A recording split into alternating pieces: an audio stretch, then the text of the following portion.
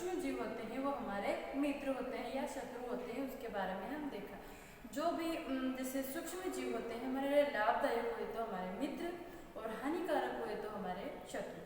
तो बच्चों यह जो सूक्ष्म जीव होते हैं आप देख सकते हैं पुस्तक के पेज नंबर 24 पर देख सकते हैं कि जंतुओं में रोगकारक जीवाणु, मतलब जो जंतु होते हैं भेड़, बकरी, गाय, बैल, भैंस जो होते हैं उनके अंदर भी सूक्ष्म जीव जो होते हैं रोग उत्पन्न करते हैं। अनेक सूक्ष्म जीव केवल मनुष्य और पौधों में रोग उत्पन्न नहीं कर सकते बल्कि जंतुओं में भी रोग उत्पन्न करते हैं। जैसे एंथ्रेक्स नाम की जो बीमारी हो जाती है मवेशियों में भयानक रोग कहलाता है, जिनका गला सूज जाता है। खुर और मुंह का रोग भी एक वायरस के द्वारा पशुओं में होता है। और इसके अलावा पौधों में भी सूक्ष्म जीवों के द्वारा रोग उत्पन्न होते हैं। तो पौधों में यहाँ पर एक सारणी दे रखी है जो पौधों में होने वाले सामान्य रोगों के बारे में हम पढ़ सकते हैं। तो बच्चों गेहूं में रस्ट रोग हो जाता है, वो कवक के द्वारा होता है। वायु या बीज के को संचरण करता है। जो गेहूं पक जाते हैं उसके बाद जो उसकी ऊनी इस प्रकार से निकलती है उसके अंदर एक काले काले दाग हो जाते हैं, उसे जो कवक के द्वारा होता है गेहूं का रस्ट रोग कहलाता है। नींबू में कैंकर रोग हो जाता है। और भिंडी की पीत में भिंडी के जो फूल होते हैं उसमें भी एक वायरस के द्वारा कीट उत्पन्न होते हैं और भिंडी को खराब कर देते हैं। इसके अलावा खाद्य को विषाक्त बनाता है। जो सूक्ष्म जीव होते हैं जो हमारे खाद्य सामग्री जिसे हम खाते हैं, दाल, सब्जी, रोटी, चावल जो भी है हम खाते हैं उसको क्या करता है विषाक्त मतलब जहर बना देता है। तो एक मित्र ने उसे एक पार्टी में आमंत्रित किया। इस प्रकार से व्यंजन खाए, अनेक प्रकार के उसने खाए और घर जाकर उसे उल्टी होने लगी। तो वो किस कारण से हुई उसके बारे में हम देखेंगे कि वहाँ पर जो भोजन था वो कैसा था, संदूषित था। उसकी वजह से उसके पेट में गड़बड़ी हुई और वो उसके पेट से गड़बड़ी होने के कारण वो उल्टी होने लगी है। तो वो उस भोजन को क्या करता है विषाक्त मतलब विषाणु जहर भी बना देते हैं। तो वो भी इस प्रकार से हमारे लिए क्या है हानिकारक है, मतलब हमारे शत्रु है। अब खाद्य का परीक्षण, सूक्ष्म जीवों के द्वारा हम खाद्य का परीक्षण करते हैं। जैसे कई प्रकार की खाद्य सामग्री हमारे पास होती है, नमक, शक्कर, इसका हम परीक्षण भी करते हैं। अचार काफ़ी समय तक रख देते हैं तो वो संदूषित होता है या नहीं होता है, उसका किस प्रकार से हम संभाल कर रख सकते हैं। तो रासायनिक उपाय मतलब सूक्ष्म जीव, नमक, खाद्य तेल उपयोग सूक्ष्म जीवों की वृद्धि को रोकने के लिए सामान्य रूप से किया जाता है। जो नमक होता है, तेल होता है और वो क्या करते हैं उसका उपयोग हम अगर ज़्यादा करेंगे तो वो सूक्ष्म जीवों को मार देते हैं। जो खाद्य होता है उसको सूक्ष्म जीवों के उत्पन्न और खराब होने से बचाता है। तो उसकी वृद्धि करके हम सूक्ष्म जीवों का क्या करते हैं परिरक्षण या खाद्य वस्तु का परिरक्षण कर सकते हैं। अब क्या करेंगे हम सबसे पहले परीक्षण में, खाद्य परीक्षण में नमक का परीक्षण करेंगे। नमक, चीनी,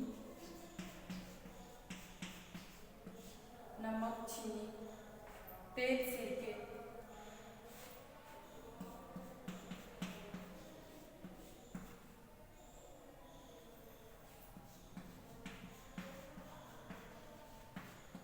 सिरका गर्म या ठंडा,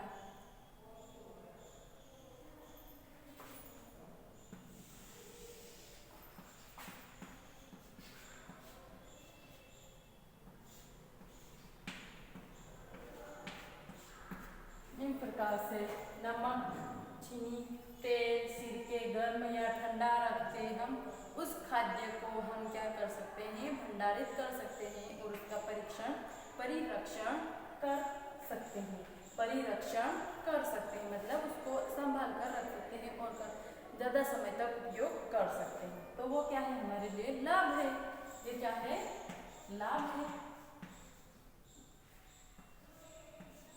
लाभ है एक प्रकार से।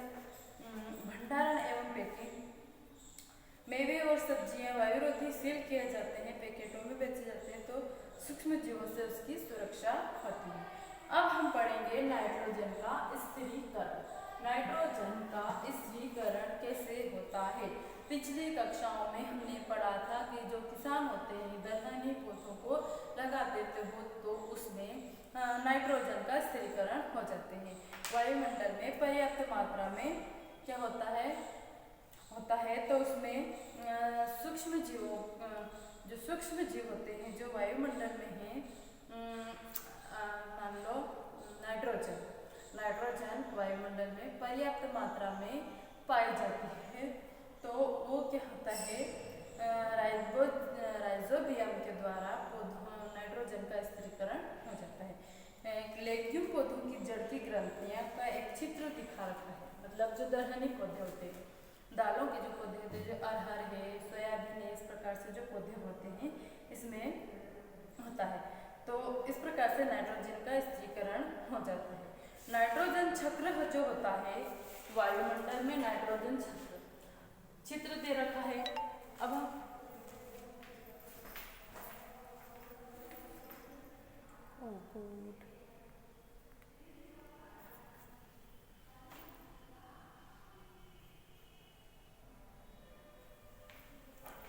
नाइट्रोजन चक्र के बारे में हम पढ़ेंगे बच्चों। यहाँ पर है नाइट्रोजन चक्र, वायुमंडल में 78% नाइट्रोजन गैस पाई जाती है, उसका चक्रण कैसे होते हैं। वायुमंडल में नाइट्रोजन होगी तो वो इस प्रकार से इसका चक्रण चलेगा। यहाँ पर नाइट्रोजन वायुमंडल यहाँ पर आएगी, जीवाणु द्वारा नाइट्रोजन यौगिक गैस ही नाइट्रोजन में परिवर्तन करेंगे। तो इस प्रकार मिट्टी में उपस्थित जो यौगिक है वो पौधों में और जंतुओं में संचरित हो जाएगी, फिर वो उत्सर्जित करेंगे तो ये यहाँ पर आ जाएगा। इस प्रकार से वायुमंडल में जो नाइट्रोजन का स्थिरीकरण है वो बना रहेगा। वो किसकी वजह से, पौधों दलहनी पौधों की वजह से नाइट्रोजन का स्थिरीकरण बना रहता है। नाइट्रोजन गैस कभी खत्म नहीं होती है, उसका चक्र चलता रहता है। इस प्रकार से आज की क्लास हम खत्म करते हैं और अगले वीडियो में हम इसका अभ्यास प्रश्न करेंगे या फिर पीडीएफ के माध्यम से आपको अभ्यास प्रश्न के हल सहित दिए जाएंगे। ठीक है बच्चों, थैंक यू।